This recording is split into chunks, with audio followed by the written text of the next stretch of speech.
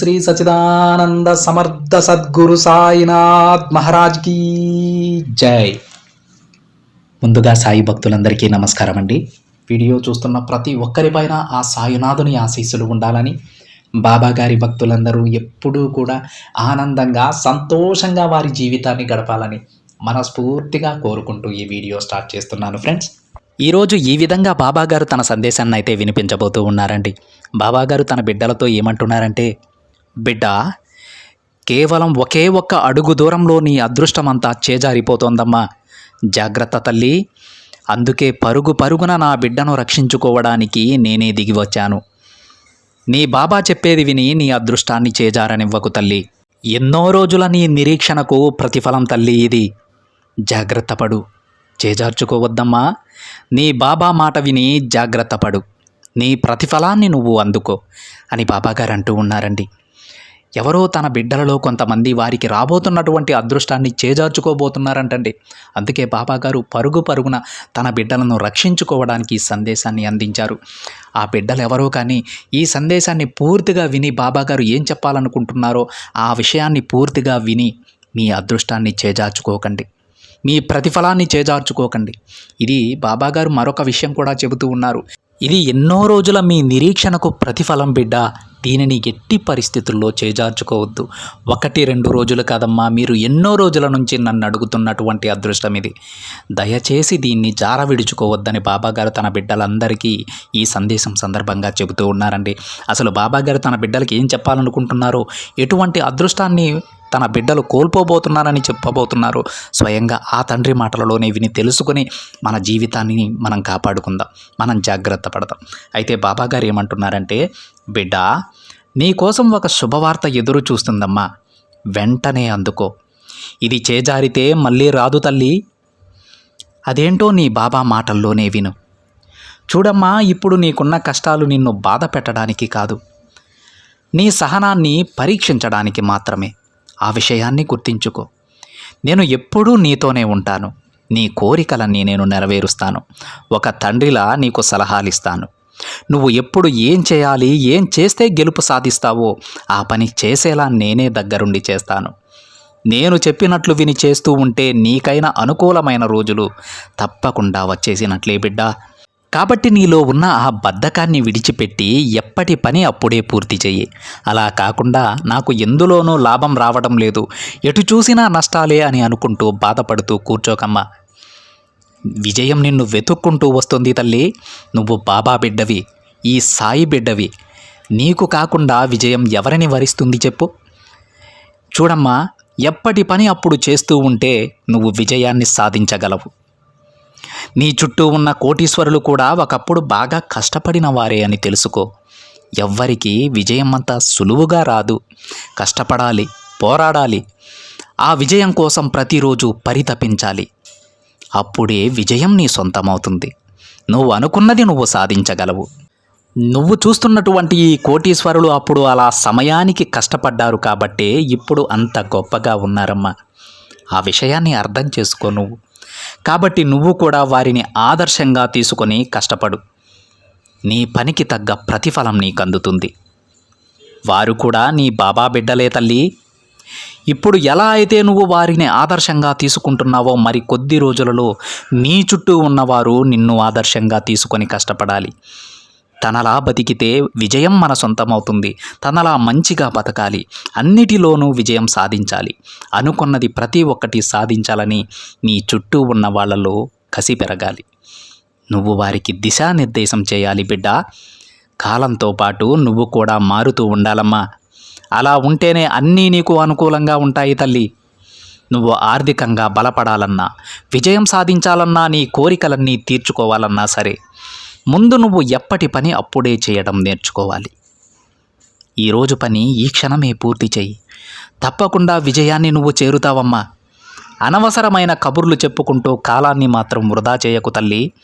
ఎందుకంటే కాలం ఒక్కసారి మారింది అంటే మళ్ళీ తిరిగి రాదు. కోల్పోయిన ప్రతి దానిని తిరిగి దక్కించుకోవడానికి వీలుంటుందమ్మా, కాలాన్ని తప్ప. కాబట్టి నీ సమయాన్ని సరిగ్గా వాడుకుంటేనే నువ్వు కోరినవి నిన్ను వెతుక్కుంటూ వస్తాయి. నిన్ను దూరం పెట్టిన నీ ఇష్ట బంధాలు కూడా నీ కోసం వస్తాయి. బద్ధకాన్ని వదులు తల్లి. బద్ధకం వల్ల నువ్వు జీవితంలో చాలా నష్టపోతావు. ఈ కలికాలంలో డబ్బు ఉంటే ఏదైనా నీ దగ్గరకు వస్తుందని తెలుసుకో. అది వస్తువైనా బంధువైనా సరే, ఎవరైనా సరే. ధనం వలన నీకు కలిగేటువంటి ధైర్యం, ధనం నీకు తెచ్చిపెట్టేటువంటి అభిమానం, ధనం నీకు తెచ్చిపెట్టేటువంటి గౌరవం ఇక ఎవ్వరూ కూడా తీసుకురాలేరు బిడ్డ. ఇది కలికాలం తల్లి. డబ్బు ఉంటేనే అన్నీ నీకు సొంతమవుతాయి. అది ఏదైనా సరే, మనిషి అయినా సరే, వస్తువైనా సరే. ఇది అక్షర సత్యం. డబ్బు ఉంటేనే బంధం నీతో ఉంటుందని తెలుసుకో. కాబట్టి ముందు నిన్ను నువ్వు నమ్మి అడుగు వెయ్యి తల్లి. అప్పుడు అన్ని అదృష్టాలు నిన్ను చేరుతాయి.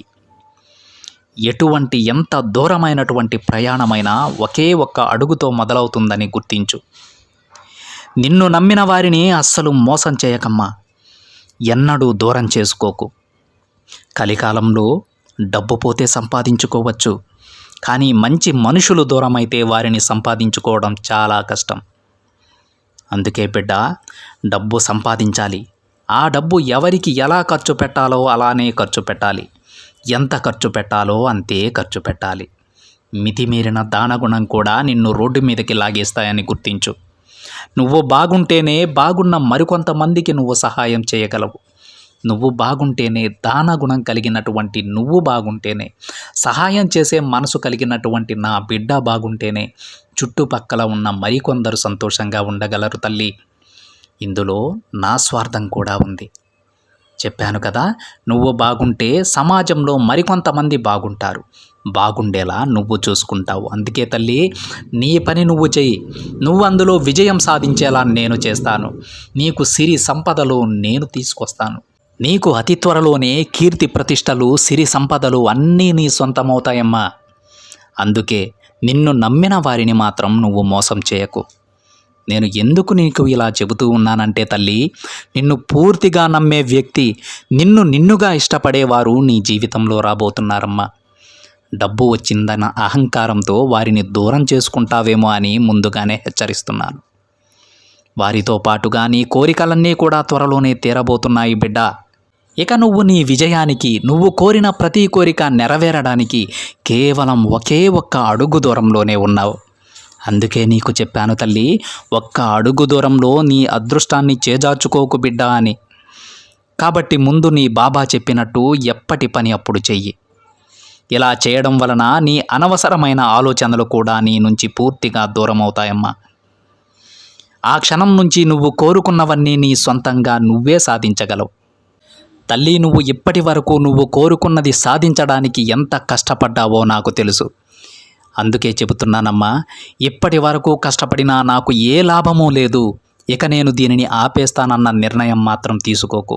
పొరపాటున అలాంటి నిర్ణయం ఎక్కడ తీసుకుంటావో అని ఈరోజు నేను ఈ సందేశాన్ని నీకు పంపాను. నీ విజయానికి కేవలం ఒకే ఒక్క అడుగు దూరం ఉంది బిడ్డ. మరి కొద్ది రోజులు శ్రద్ధ, సబూరితో ఉండు, సహనంగా ఉండు. విజయం తప్పకుండా నిన్ను చేరుతుంది. సిరి సంపదలతో విరాజిల్లుతావు తల్లి. నీకు ఇష్టమైనటువంటి, నిన్ను మెచ్చి నీ కోసం వచ్చేటువంటి బంధంతో నీ కుటుంబం మొత్తం సంతోషంగా ఉండబోతోందమ్మా. అందుకే ఈ సమయంలో ఎలాంటి తప్పుడు నిర్ణయాలు తీసుకోవద్దు. ప్రశాంతంగా ఉండు. ఇంకొద్ది రోజులు కష్టపడి పనిచేయి.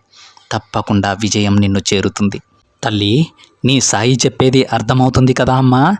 నీ సాయి మాటలు జాగ్రత్తగా విను. ఒక మంచి సలహా, దారి నీకు కనిపిస్తాయి. నేను ఎన్నడూ నీ వెంటే నిలబడి నిన్ను ముందుకు నడిపిస్తానమ్మా. అలాంటప్పుడు నీకెందుకు తల్లి భయం? నీ దిగులంతా పక్కన పెట్టు. అన్నీ నీకు అనుకూలంగా ఉన్నాయి.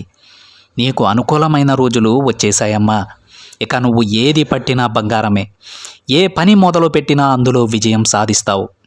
ఇక ధైర్యంగా అడుగు ముందుకు వెయ్యి తల్లి. ఇక ఇవన్నీ నీ రోజులు. నువ్వు శాసిస్తావు బిడ్డ. నీకంతా శుభమే జరుగుతుంది. విజయం ఒకే ఒక్క అడుగు దూరంలో ఉందమ్మా. అర్థమైంది కదా? వెంటనే నీ పనులు మొదలుపెట్టు. అంతా శుభమే జరుగుతుంది తల్లి అని బాబాగారు అంటూ ఉన్నారండి. ఈరోజు బాబాగారు ఎందుకు ఈ సందేశాన్ని తన బిడ్డలు వినాలని చెబుతూ ఉన్నారు.